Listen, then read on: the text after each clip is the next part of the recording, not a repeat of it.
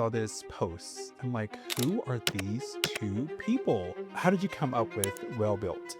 It was born of a hashtag. I thought the alliteration of well-built Workday was really awesome, and it was to imply that there's not well-built tenants out there, and that's a shame. We started with well-built Workday, and then obviously there was trademark issues with that, so we abandoned it, and then we went towards well-built solutions. We recently saw a stat somewhere that the first 2 years of a business is really rough, and then the third year is when things start to click. I like to be clear. I'm a very direct, very honest person, not without kindness, but I really like to say, hey, these are the clear expectations. You could go back and ask your younger self a question. What would you ask? How did you get to be so bold? Hey, everybody, my name is Lee Cage Jr., and we are back with another episode of 15 Minutes with. Now, I am joined with the Ceci Blomberg. Okay, you have to say it with your whole chest. And she is talking about, well, things that are well built. Ceci, welcome to the show. Thank you. It's been so long. It has been a while. So, who are you? What do you do? And what do you believe? Great question. My name is Ceci Blomberg, as you said. And who I am, I'm a problem solver through and through. And that's something I've been my entire career. So if something is unfinished, unsolved, I really want to attack it until I get an answer. What is what does it do for you though? What does it do for me? Is It's it like so satisfaction? satisfying. I love Yeah, it. it's so satisfying and yeah, it's like solving a puzzle. Why do you even do a puzzle? You get all the pieces, you put it together, and gratifying at the end, you get to see the full picture put into place. And so, um, yeah, it's like ironic, like at well-built solutions, you just get to do that for solutions for Built organizations. well. Yeah, They're built well. I understand yeah. that. So, are you from Austin? I'm not. I'm from Minnesota. There are people in Minnesota. There are people up there. Uh, I was just up there for Christmas, and we did People all the Christmassy tell things. me the Minnesota. Like, is there like Minnesota Tribune? Like, what? Tell me what is it like in Minnesota? It's, as you might imagine, quite cold, but you can't beat the summers. Everybody has an attachment to some sort of lake and is doing some sort of water sport or is fishing or something like that. So the lake life is unreal. And then also you typically get a white Christmas. So I was just up there for the holidays with my family, and I did the classic cold weather things like cold plunge, skating on a frozen lake. What? Yeah. Okay, so I'm being sarcastic. Minnesota, we do love you. I spent some time in Regina, Saskatchewan, Mm. which is right Oh, above. So I had a client there. It is really cold. yeah. Our northern neighbors, they have it even worse. Yeah, it's gonna see when there's a threatening of snow, when there's a possibility of just rain. We literally shut down the grocery stores. Oh, yeah. We do not tolerate bad weather in Tennessee. It's also for your safety. Yeah, I mean, there's that. We don't have our infrastructure is not built for Exactly. that. So well built. Mhm. Sometime back, I saw this post Mhm. that came across my LinkedIn. I'm like, who are these two people? These two humans who decided to not be the norm. Here. So how did well built become what it is today? It was born of frustration, honestly, and I Okay. think that's what most entrepreneurs would say about their company, their baby. Um, Over and over again, I saw organizations that just came to consultants to solve their problems for them, but they weren't building that knowledge of Workday in-house, which is really the most sustainable path forward to running your technology. And so, I started to make it a part of every project that I would engage with to teach and empower the teams that I worked with, and they just loved it. They loved the methodology, they loved the approach, they loved the personableness and the human touch. And so we're like, huh, there's definitely something to this. And so me and I joined forces, and we started to do that in all of our projects. So you started to do that on your Mhm. projects, and here you are. Here we are. What was the how did you come up with well built? So it actually came from, and you heard my Minnesota accent right there. So it came from, Well, y'all. Love it. I do say y'all now that I'm in the South. I went to school in North Carolina too, so it's like I have the y'all. I love the y'all. Yes. Um, but it was born of a hashtag. I thought the alliteration of well-built Workday was really awesome, and that was my hashtag when I first started posting on LinkedIn. And it was to imply that there's not well-built tenants out there, and that's a shame. And so, yeah, we started with well-built Workday, and then obviously there was trademark issues with that, so we abandoned it, and then we went towards well-built solutions. And so our whole mantra has always been about creating content and education educational content that empowers organizations to own this amazing enterprise software that they have. I mean, they're already investing so much. Mhm. Like, to implement Workday is it's a lot. There's a financial investment, there's a investment to your people's competency and how they understand things. There's an investment of patience, Mm. and when it's not built well, there's a cost to that, and I think that some of those tenants actually deteriorate trust, Oh, yeah. broader, ecosystem, if you will. So you made your way from like Minnesota to North Carolina and by way of XYZ, and you end up in Austin. Mhm. Tell me about that. I chose Austin in the midst of COVID. I really wanted to be in a city that had a bunch of movers and shakers, Yeah. and that definitely exists here. I think every time I go and travel somewhere else and I land back in Austin, I can feel the energy in the air and I love it. Um, and so, yeah, it was definitely a good choice. I heard it said one time, I think actually on another podcast, that you can't beat the quality of life, the consistent quality of life every day that you get in Austin. And I would agree with that. Wow. Shout out to Austin. Okay. Well, thank you for the quality of life. So when you think about the types of customers that you serve and support, I'd love to learn about like one of your best customer experience and what Mm. made it the best. You don't have to share their name, but just the experience. Yeah. I think the experience comes from them being hungry Mm. and, like, open. They, they're open to challenging the way that they've done things before. They're open to new solutions, Mhm. and they want to As long make as they're built well. as long as they're well built, and they want, the impact to last a long time. So they're really interested in configuration that's sustainable, that's not gonna break, um, and they're interested in the handoff. They're interested in taking ownership of that config going forward. So, yeah, I would say that, and then also, I'm really fond of one client that I had for over 2 years Okay. because they really brought me into their culture. Like, I'm talking, like, sending me my favorite ice cream on my birthday. Very sweet. Let's talk about this. I Yeah. had a client, SureScripts. Shout out to SureScripts in greater DC area.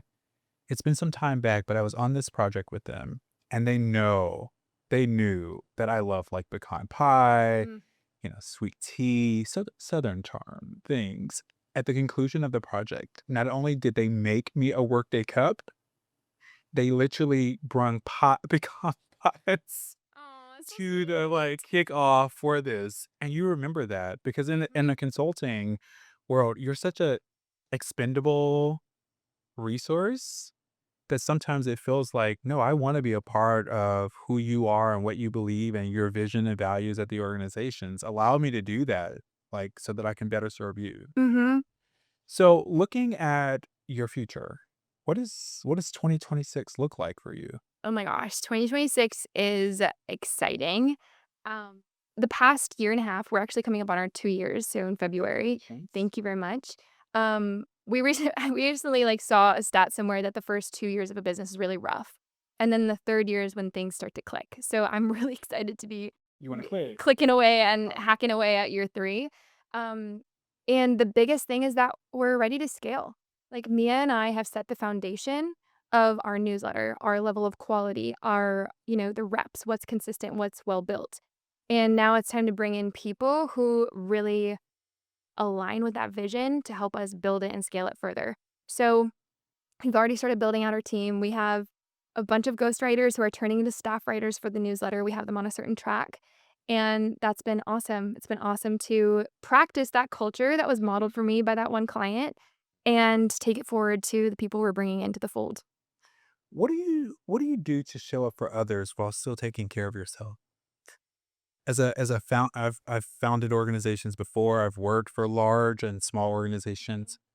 How are you managing taking care of others while also taking care of yourself?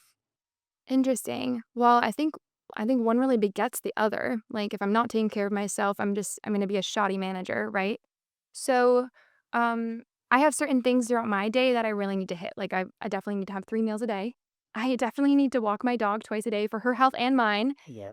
So there's some non-negotiables in my everyday. But how I then have the energy to take care of other people, I would say if that comes back to, like, the question of management style, I like to be clear. I'm a very direct, very honest person, not without kindness. Um, but I really like to say, "Hey, these are the clear expectations." And then we assess like where you are against those expectations. I've known or I've come to understand expectations as kindness.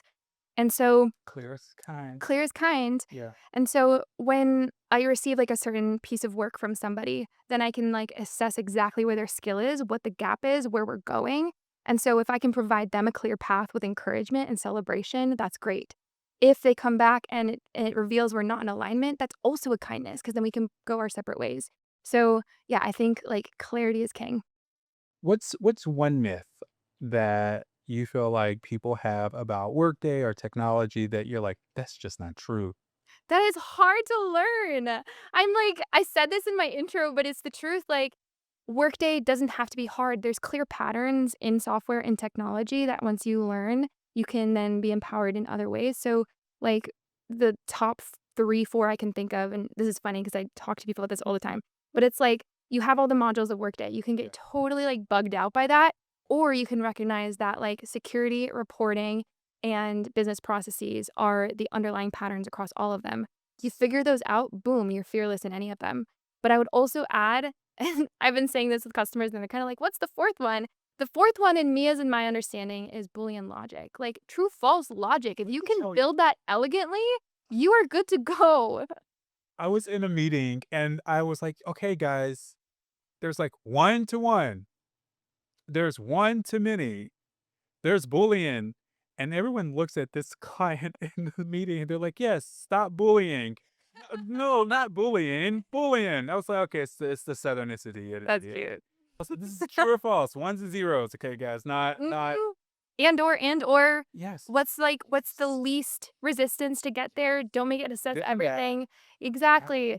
And so people sleep on that element of the pattern in Workday Yes, that like yes. that's announcements rules, those are conditions, those are eligibility rules for benefits and comp and absence and yeah. I love the excitement that you have for what Thanks.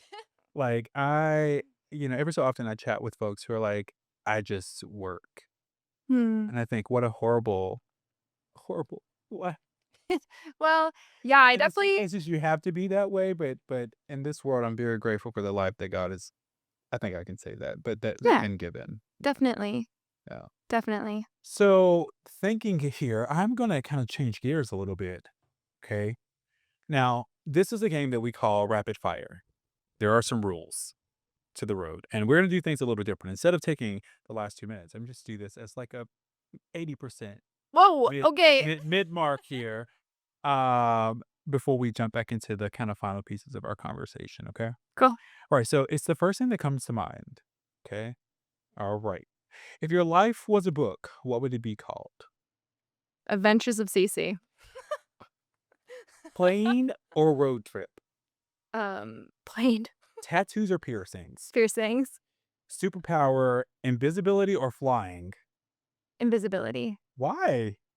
I like to sleuth. This is definitely did you ever watch, Harry Potter? Yeah, Yeah, this is yeah. definitely giving I want my own Marauders map too. got it. Beach vacation or mountain retreat? Mountain retreat. You're in Austin. I used to live in Breckenridge, Colorado.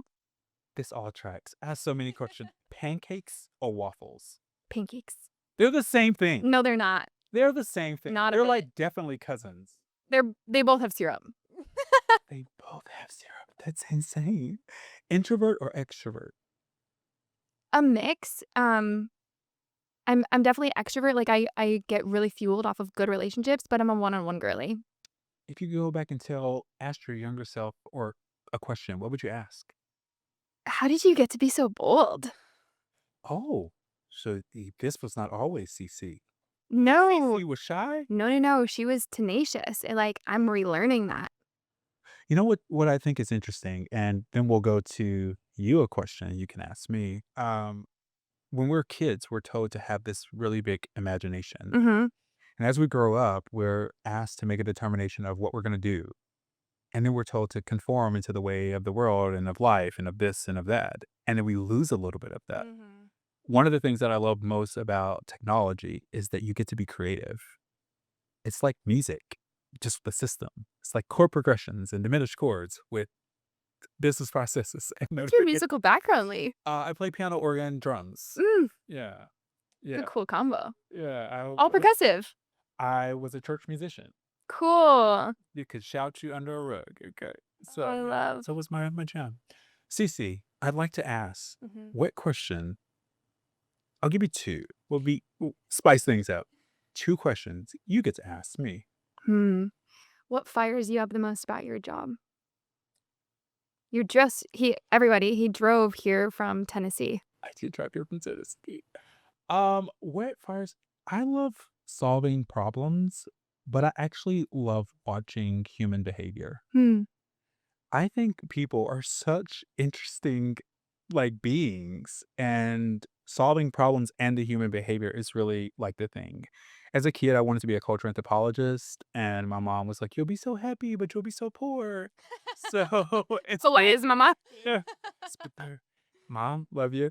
So instead, I've kinda resulted to becoming a bit of, like, a technology anthropologist. I love how the system impacts the organization and how the organization s culture ultimately impacts the system. Yeah. Mhm. Okay, awesome. Question 2. Question 2. Yeah. This actually inspired me from your mom. How do you reflect your upbringing with your parents? Like, what gift did they give you that you incorporate in your life? And what's something you're doing differently? So there was this book that I had a manager who's like she gave me this book. This was called The One Thing. She was like, "Lee, you need to pick one thing, and you need to be great at that one thing and let everything else go." And that was the most horrible advice anyone had ever given me, because my mother is not built that way. My mom had a patient, and I think I've told this story before on the podcast, but my mom had a, patient who was going through some mental health challenges, and the lady saw things on the ceiling. They had her in this separate, like, psych ward, and my mom went down to the janitorial closet and got a broom and swept the ceiling. Hmm. The lady went home shortly thereafter. Some things are not as complex as we have to make them. They just need simple responses. Hmm. It doesn't take a bunch of medication. It doesn't take a bunch of all of some things just need simple responses. And I've learned from my mom, particularly, that you can be who you are and be just as creative and have used the very technical and analytical portions of your brain paired with my very strong creative side. So there's that. One thing I did different, I'm not in healthcare. I have done healthcare projects, actually spent a little bit of time as a, like, director of Workday application systems for a hospital, but, like, my mother, my sister, my brother, and my youngest sister are all in healthcare. Whoa. Like, they work every day in healthcare, and I mm-mm, Mm-mm. mm-mm. No, I also was almost on the healthcare track. Pre-med, Yeah, took the doctor of MCAT, Workday. everything. Yes. Yes. And now you're a doctor of Workday. Yeah. You could say that. Hey, Dr. CC. I'm definitely diagnosing. Okay, come on. Practitioner, okay? Mm. Okay, so, CC, in the last 10 seconds, please share one thing that you just cannot leave here without people knowing. You can totally do it. You can totally do it. I think people are Nike, hire this girl. Just do it. just do it. Oh, yeah. And, as a second on that, like, the answer is found in the action. That's what I've really, really learned, and I think that it's the same way with Workday. Like, click around and find out. Like, really play around in Sandbox. That's what it's for. Build those castles, tear them apart. Like, that's how you're gonna learn. So yeah, that's what I would say. Awesome. All right, y'all, we've come to the end of our time. I will leave you with a very famous quote that I recently heard. You can do it. Bye, y'all. You forgot totally. Totally do it. Totally do it. Totally do it. Awesome. We did it. Great job.